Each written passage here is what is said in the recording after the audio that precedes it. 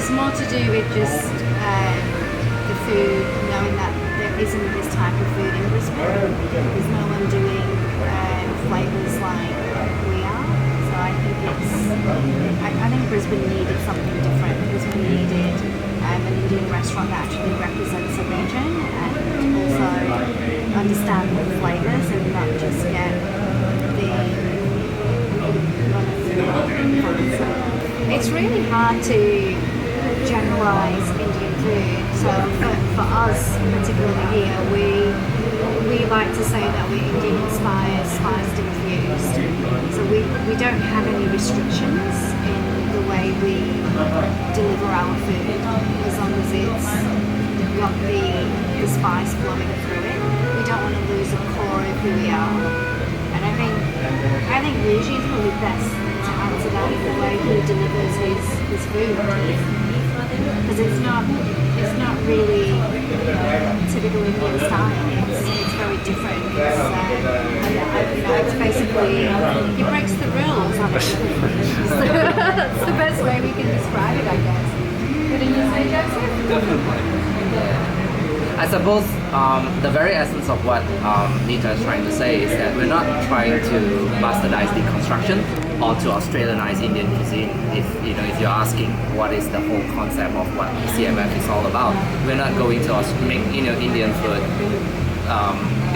Australianize Indian food, so to speak, but it's about how we actually perceive and translate ingredients based on our knowledge, Nita's knowledge, my knowledge, based on the ingredients, based on the technicality of the Indian cuisine and stuff like that, and then expressing them in ways that actually represent us, because the food is basically an expression of our creativity. This is an extension of my kitchen, basically. So this season's menu has been heavily driven by the dishes that I wanted to put up. And Eugene and I spent a lot of time in creating this menu. And it was, my knowledge of pure spice and how I actually want the food to be. And, when given to Eugene being such a culinary artist, he was able to then develop dishes that would be best suited on the menu. It was hard for us to, not have home-cooked food, but have something a little bit different, but not lose the essence of home-cooked food. So I think there has been a massive influence in the menu for myself in this season. But, coming into the summer, I've sort of cut the apron strings a little bit and left the spring-summer menu for the guys to come up with, because I trust that they do fully understand the spice and profiling. I think that for me it's about letting them create. And I can't have chefs on board here just doing the same thing. And it has sort of, we've been going back and forth with this, and we don't want to lose the core essence of who we are, but we can still go ahead and do this by being creative. And I think both Eugene and Joseph have got a massive influence in this spring menu. Apart from the traditional curries, which will always be, I'm quite excited to see I've yet to try some of the plates on the spring menu, but yeah, I think this season it's been a lot of work between me and Eugene for the current season.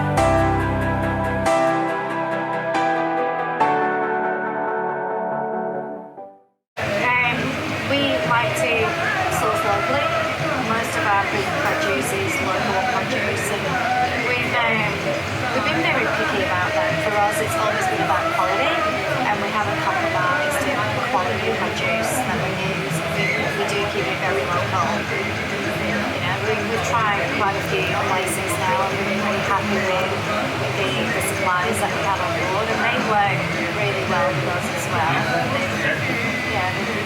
It takes time to build a supplier list, like in any business, it takes time. But I think what we need in this restaurant, and what we can achieve, and we don't lose that quality. I think it's worth paying that little bit more and getting good food out there. Like I said again, we're not going to bastardize deconstruction. The next season menu, it's all about inspiration. It's all about inspired, not deconstructed. Because I think deconstruction is so much used in the culinary industry that it becomes so boring. It becomes so heavily abused. But the next menu, we're gonna go a little bit more on. Of course, it's very produce centric. Hyperlocalism, if you want to call it. So because we are using a lot of produce from Queensland, we want to actually highlight that. We want to actually let the produce speak for itself, but using all the spices and the technicality that you can see in Indian cuisine to actually enhance it and make it, a little bit, to create that what you call it, a juxtaposition of what is tradition, what is modern, what is, what is safe and what is rebellious. So that's all we're all about. The most cheapest cut, lamb neck. Yeah, I think that is a dish that I think I would really love to eat myself, my favorite. Yeah, it's gonna be wrapped up in a lot of spice custard, like heavily spice custard. Served with like local green escallops and watercress, garlic puree, natural juice. Hey Brendan, how's the food been so far? It's alright, hey. No, really? Really? Nah, it's actually the best thing I've ever eaten.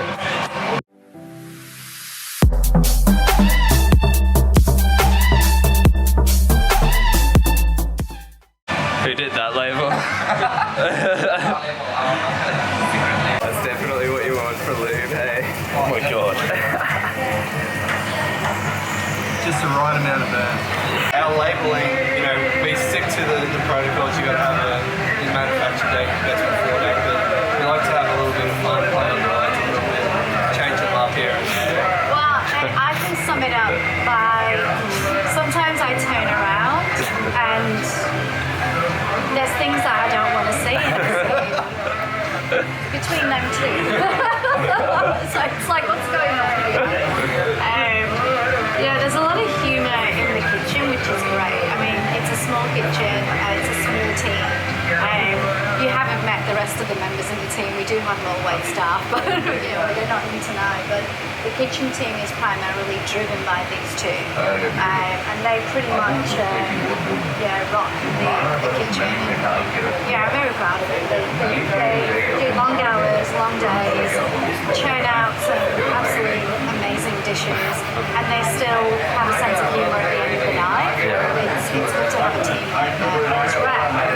I think we've captured the personalities in here. We've got them all, I think. We've got a fun team. I'm sure they enjoy it. Very crazy. I think that for us here, it's because it's a project.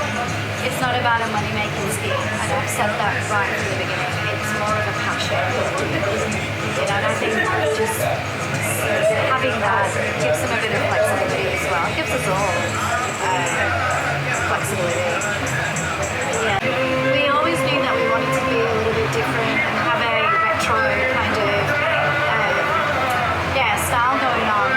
We didn't know how to infuse that in the restaurant, so we were looking at these pillars and maybe we can put something up there, and then I think all of us looked at that window at the same time and we just sort of agreed like, oh my god, we need to do a mosaic of just classic 70s retro Bollywood, and I think it just literally happened overnight.